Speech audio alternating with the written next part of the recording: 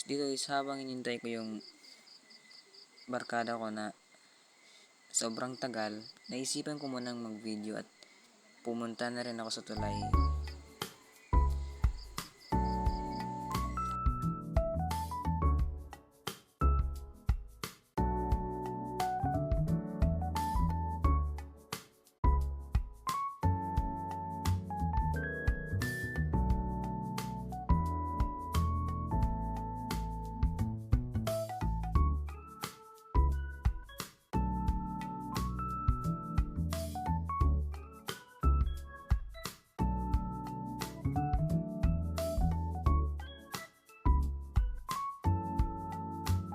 So, pagkatapos nga pala nito is, hindi ko na videohan yung pagpunta namin sa school kasi ang hirap lakas ng hangin. Lalo na malakas magpatakbo ng motor yung barkada kong to. So, ito nga pala yung school namin at ito yung background. Yan. Tapos, pasok na pala kami dyan.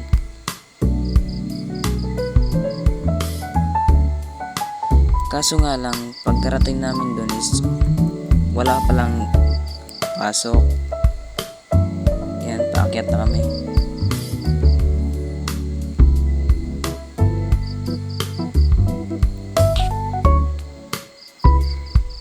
Ano lang kami dyan guys is 4 lang pala kami sa school namin, sa section. Diyan naisipan ko muna mag-bid. Simple lang pala yung school namin guys, lang. Tapos dito is diba, tuwaan pa kami dyan kasi walang pasok. Alam niyo naman diba. Tapos naisip mo na muna namin pumunta sa kabilang section at nanggugulo. Tignan niyo yung itong kasama ko to, parang sabi niya is magaling daw siya magpatugtog ng lyrics. Tapos ito is naisipan na namin umuwi kasi walang pasok. Kala ko is diretso na kami pa uwi, kaso sabi niya dyan is pupunta na daw muna kami sa dagat. Oo, para lang magpahangin. So ayan,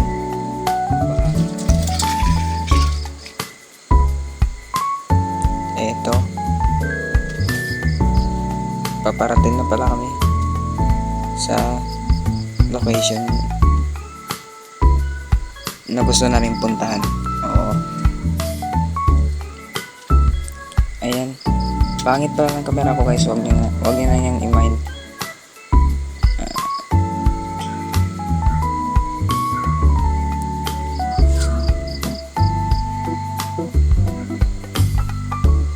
Hindi na nga pala kami tumagal dito ng ilang minutes. Nilalanghap lang namin yung hangin, tapos dito papauwi na rin kami.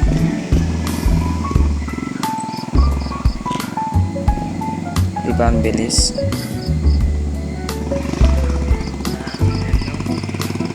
So dyan, ewan ko nangyari sa camera ko. Bigla na lang kamiwanag, tas dumilim. Na. Yan.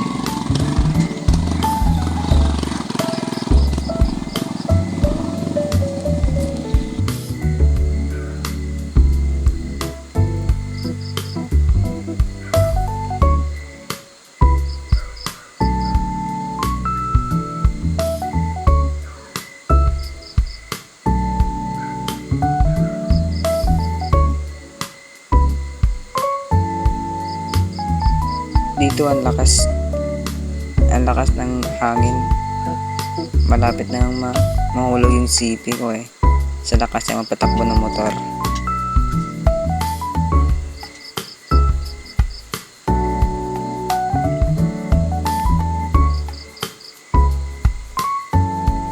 So dito is naisipan na muna namin magpagas dahil naubos na kami ng gasoline. At pagkarating ko pala sa bahay namin, naisipan ko na muna magpa-haircut. Yan yung nanggugupit sa akin. Yung ano lang sabi ko sa niya is ano, yung baby mullet lang. Kaya medyo hindi niya ano, kinukuha ng malaki. So yan, pinas forward ko na kasi ang tagal. Ang tagal tong matapos. 30 minutes bago matapos. Kaya pinas forward ko na lang.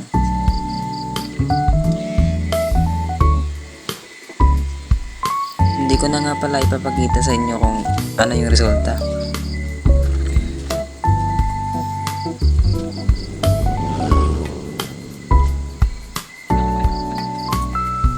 Ayan.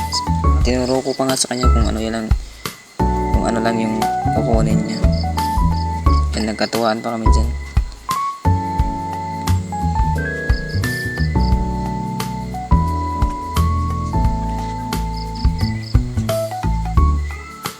Sa ano lang pa ito guys, sa sagal.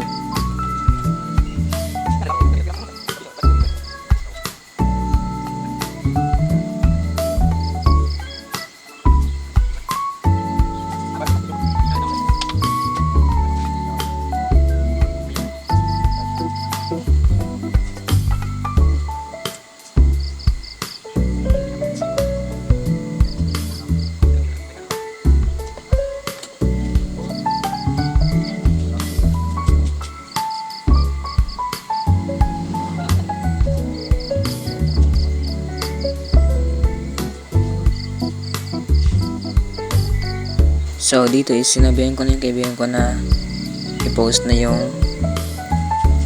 pagbi-video kasi ang tagal. Kaya di ko na ipapakita sa inyo kung ano yung resulta. At dito nga is nakauwi na ako. So naisipan ko na munang gumawa ng pagkain dyan. Yan.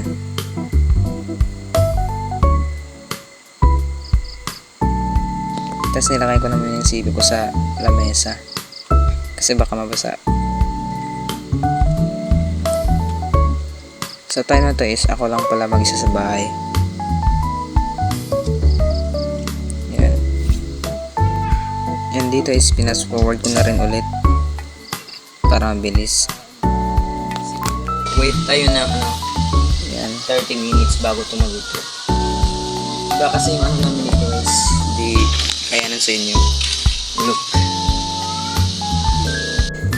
Ganito pala kami magluto ng pagkain sa probinsya. Yan, ang gatong lang. Yan.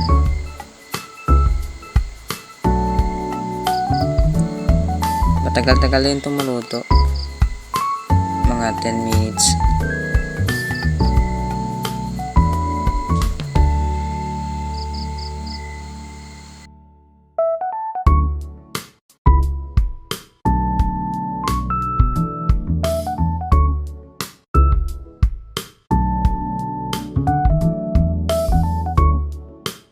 So dito is pinasword ko na rin ulit para mabilis matapos.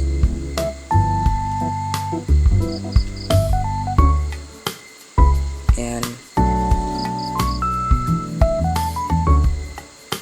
Ang hirap nga pala magluto dito sa amin guys, lalo na pag ganito lang yung yung lutuan nyo ng pagkain. At dito habang hinihintay ko maluto yung pagkain, ito nga pala next kong gagawin mamaya. Yan.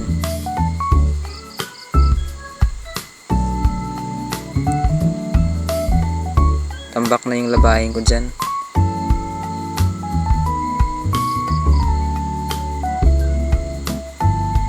Yan, malapit na maluto yung pagkain dyan. Ang tagal.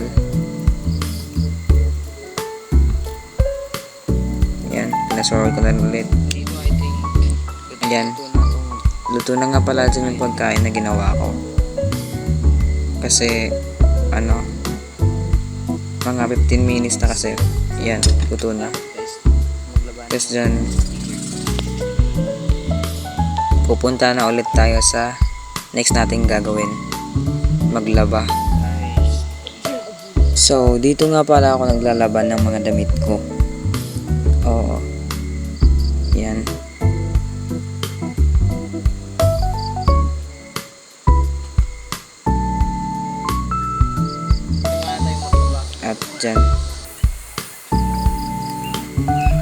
Fast forward ko na ulit kasi ang tagal. Tagal ko matapos dyan, mga 30 minutes din. Kaya yan, fast forward ko na lang.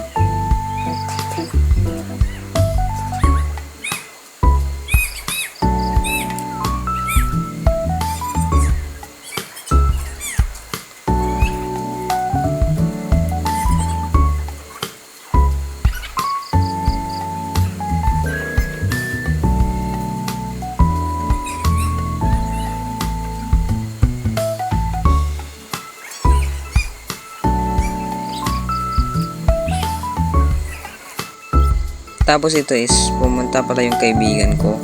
Nagtanong kung tapos na ba ako sa vlog. Sabi ko hindi. Hindi pa nga ako nag-i-edit eh.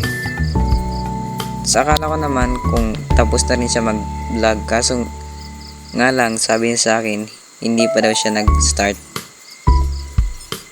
Kaya nagkatuwaan kami kung anong gagawin namin. Kasi nga, di ba? Pag di ka magpas ng vlog, wala. Hindi ka talaga ako kasi sa pag-aaral. Yan, problemado nga pala kami dyan kung anong gagawin namin. Ang dami pa kasing gagawin. Hindi lang pag-vlog, kundi sa ibang subject din. Hirap na nga kami eh. Kung anong unahin namin, yung invention ba or vlog. Ang dami pa.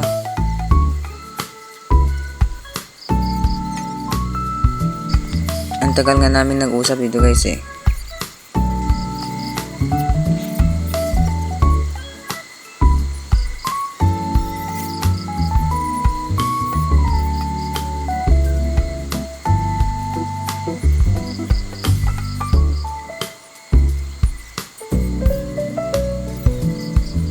Konting tuwaan lang kami dyan pero yung utak namin sobrang ano na, problemado. Ayan.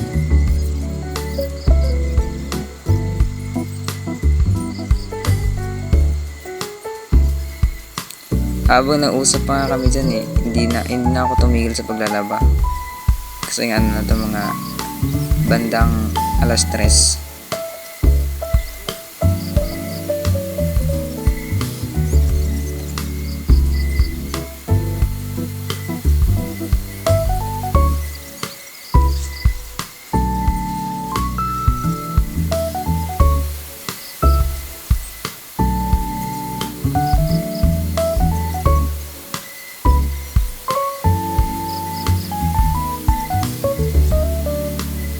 Tapos dito sinabi niya sa akin na uuwi na lang daw muna siya kasi gagawa na siya ng vlog. So ayun, kakatapos ko na pala maglaban, sakit na kamay ko and maligo na muna ako. See you mamaya sa pagkatapos ko maligo. At kakatapos ko nga lang palang maligo, pinakain ko na rin yung mga manok ko kasi baka nagugutom na sila.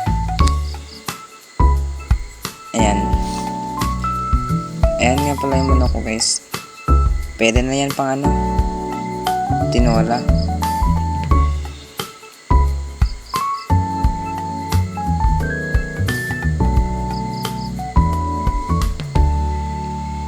Dalawa nga pala yung manok ko dyan. Yung isa na sa kabilang kulungan. Baka kasi pag pinagsama ko sila is mag-aaway sila. Kaya di talaga pwede.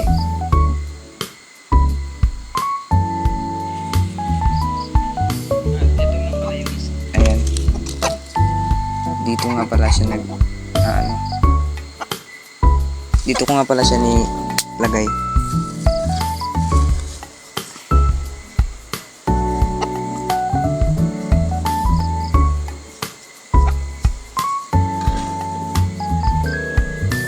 Hanggang dito na nga lang pala guys. Thanks for watching.